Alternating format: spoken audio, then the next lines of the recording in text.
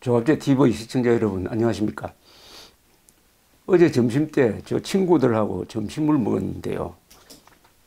두 사람이 법조인입니다. 한 사람은 부장검사 출신이고 한 사람은 부장판사 출신인데 두 사람이 이야기를 하다가 변호사협회, 대한변호사협회의 행태에 대한 비판이 아주 이어졌습니다. 그 중에 이야기를 듣고 깜짝 놀랐습니다. 박근혜 전 대통령에 대한 추가 구속영장을 발부한 데 대해서 대한변호사협회가 검사나 판사를 비판한 게 아니라 박근혜 측을 비판하는 성명을 냈다. 이런 이야기를 꺼내면서 두 사람도 물론 이 대한변호사협회 회원인데 아주 흥분해 마지 않는 것을 보고 제가 그럴 리가 있겠느냐. 설마 피고인의 인권을 존중하는 것을 그 존재의 목적으로 하는 대한변호사협회가 전통 있는 변호사협회가 그런 일을 했을 리가 있겠느냐 하면서 헤어졌습니다. 헤어져서 대한변호사협회 홈페이지에 들어가서 논평란을 보니까 박근혜 전 대통령 변호인단의 사퇴를 우려한다 하는 내용의 글이 있었습니다. 우선 이 글을 제가 소개해 드리겠습니다. 이 글은 10월 16일 날, 그러니까 지난 월요일에 박근혜 전 대통령이 앞으로 재판 절차에 응하지 않겠다는 이 폭탄 선언을 한 그날 발표된 것인데 이게 왜 언론에 제대로 보도도 안 되었는지는 이걸 읽어보고 제가 알게 되었습니다. 어쨌든 한번 읽어보겠습니다. 제목은 박근혜 전 대통령 변호인단의 사퇴를 우려한다. 박근혜 전 대통령의 변호인단 전원이 사퇴했다. 재판부가 구속영장을 재발부한 것에 대한 불만이 그 이유이다. 대한변협은 박 전 대통령 변호인단의 사퇴에 대해 심히 우려한다. 재판부의 구속영장 재발부가 곧바로 박 전 대통령에 대한 유죄의 심정을 드러낸 것으로 단정할 수 없다. 구속영장 재발부가 피고인을 위한 변론 활동이 중단되어야 할 이유가 될 수 없다. 오히려 변호인들에게는 남은 재판 기간 동안 실체적 진실 발견을 위해 노력함으로써 박 전 대통령에게 유리한 결과를 이끌어내야 할 임무가 있다. 변호인의 기본적 사명은 피고인의 인권 옹호 활동이다. 이번 사태로 인해 당장 박 전 대통령은 변호인의 조력을 받을 권리를 상실했다. 그 피해는 고스란히 박 전 대통령에게 돌아갈 것이다. 박 전 대통령에 대한 재판은 필요적 변론 사건으로서 변호인 없이 공판 절차를 진행할 수 없는 사건이다. 따라서 변호인이 새로이 선임될 때까지는 재판 절차의 지연이 우려된다. 그만큼 실체적 진실규명 작업도 지연될 것이다. 대한변협은 박 전 대통령 변호인단들이 사퇴 의사를 철회하고 박 전 대통령을 위한 변호 활동에 전념해 주기를 바란다. 이는 변호인들에게 부여된 변호사로서의 기본 임무이자 역사적 소명이다. 2017년 10월 16일 대한변호사협회 회장 김현 뭐 이렇게 되어 있습니다.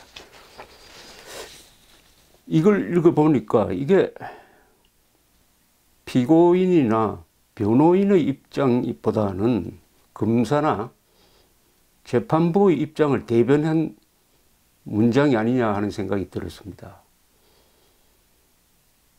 재판부의 구속영장 재발부가 곧바로 박 전 대통령에 대한 유죄의 심정을 드러낸 것으로 단정할 수 없다. 똑같은 말을 김세윤 재판장이 박근혜 전 대통령 변호인들한테 한 이야기입니다. 그런데 이것은 사실과 배치됩니다. 구속영장 재발부는 이게 무리입니다. 법리적으로도 무리고 상식적으로도 무리고 인권 측면에서도 무리고 모든 점에서 무리인데 그렇게 무리해가지고 검사가 요구하는 구속영장 재발부를 재판부가 결정했다고 한다면은 박 전 대통령에 대한 유죄의 심정을 굳히고 있다 하는 확실한 증거입니다. 이것은 확실한 예단을 가능하게 하는 것이죠.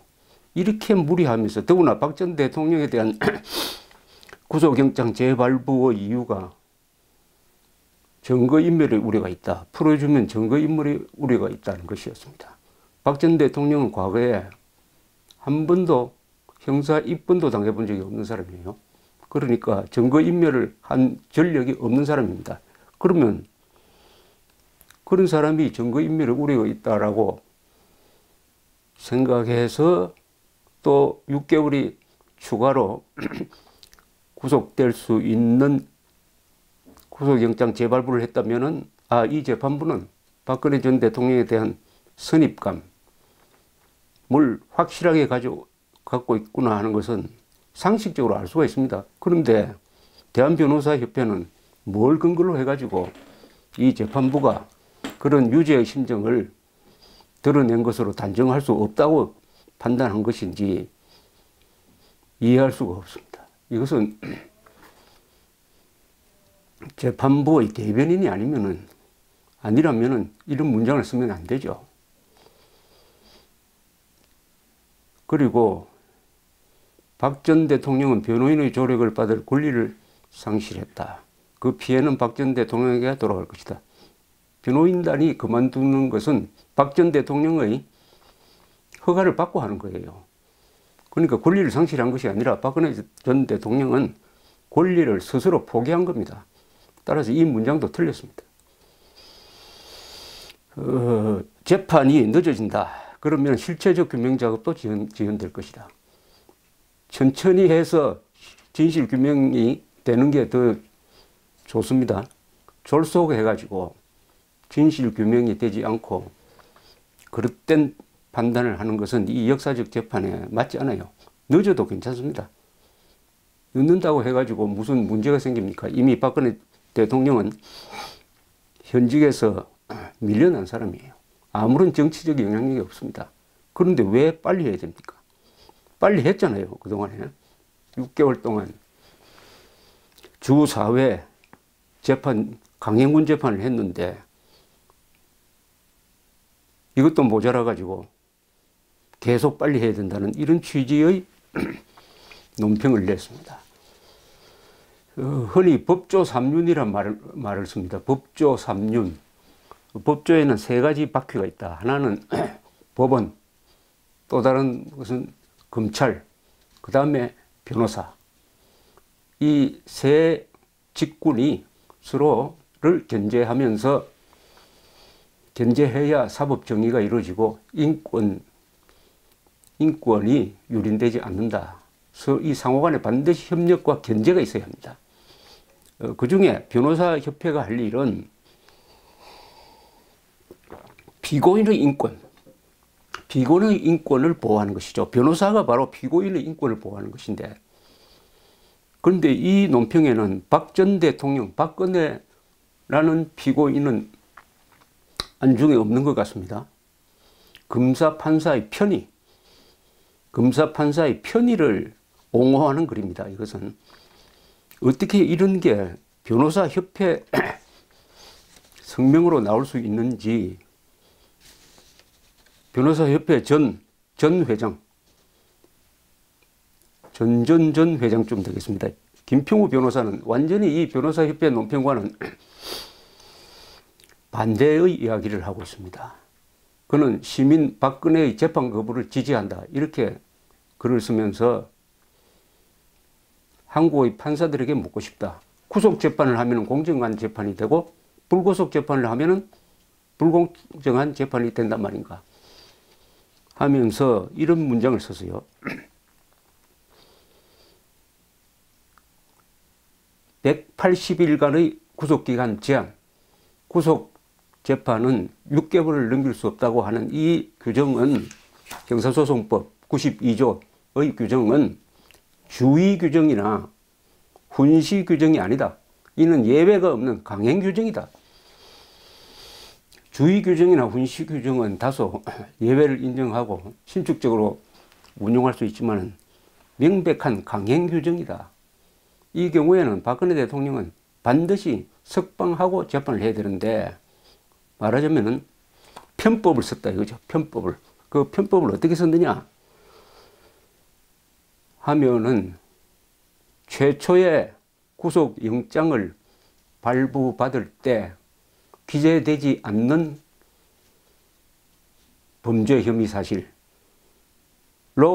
구속영장을 발부받아서 6개월 동안 구속 재판을 할 수 있는 환경을 만들어 놓고는, 그 다음에는 그 영장에는 기재되지 않았으나 재판을 하면서 기소장에는 그 사실을 집어넣었습니다. 즉 롯데, SK 뇌물 혐의건이죠. 그래서 재판 과정에서는 기소장에 서 있으니까 재판에서는 이미 충분히 심리가 된 그 SK 롯데, 그게 최초의 구속영장에 적혀 있지 않았다는 요 점을 이용을 해가지고 이번에 SK 롯데 건으로 구속영장을 다시 받았다. 두 번째 구속영장을 받았다. 이것은 이 김평우 변호사의 이야기는 이렇습니다.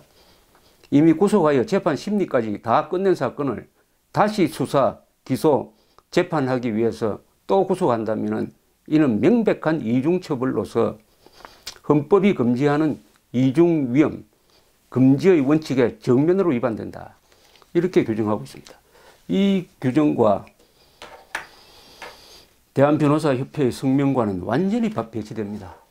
최소한 대한변호사협회의 성명은 기계적 중립이라도 있어야 합니다. 즉 검사 판사의 무리한 구속영장 재발부가 변호인단과 박근혜 피고인의 반발을 불렀다 하는 것을 전제로 하고, 그러나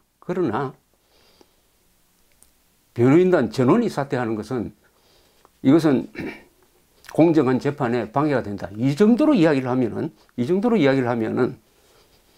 뭐 그 정도는 하면서 받아들이든지, 그 정도도 그것은 양비론이니까 불충분하다, 뭐 이런 의견이 나올 것입니다. 그러나 이 성명은 이 재판부의 구속영장 재발부에 대해서는 한마디 비판도 하지 않습니다. 그러면 이 성명서는 변호사협회의 존재 목적과는, 존재 이유와는 정면으로 배치된다고 저는 생각을 합니다. 변호사협회는 과거에 인권 보호의 입장에서 많은 일을 해왔습니다.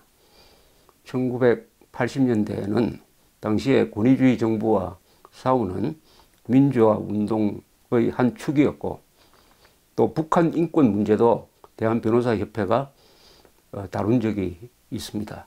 그런데 어떻게 해서 이 탄핵 사태에 있어서는 단 한 번도 인권 중심의 원칙을 표명하는 그런 의미 있는 활동이 없었는지 고개를 갸우뚱했는데, 이런 성명서가 나왔습니다. 혹시 좌파 권력이니까 겁이 나서 이런 성명을 냈는지, 아니면은 박근혜 전 대통령은 인권을 누릴 자격이 없는 사람이다 라고 판단해서 이런 성명이 나왔는지는 알 수 없지만은, 이 성명은 대한변호사협회의 오점으로 기록될 것이라고 생각을 합니다. 저도 글을 많이 쓰는 사람이지만은 글을 쓰는 사람이 참 조심해야 될 때가 있습니다. 여론을 따라간다든지 권력을 따라가면서 쓴 글은 세월이 지나면은 심판을 받습니다. 세월이 지나서 사람들이 맨정신으로 돌아왔을 때 심판을 받습니다. 일제시대 때 이른바 문필가들이 남긴 글, 그것이 해방된 뒤에 그 사람뿐만 아니라 그 자손까지 평생 족쇄가 되는 경우를 봤습니다. 지금은 대한변호사협회는 그 존재 목적에 입각해서 여론과 권력을 무시하고 오로지 법과 양심에 따라서 더구나 피고인의 인권 옹호라는 이 관점에 서서 발언하고 논평할 때라고 생각을 합니다. 감사합니다.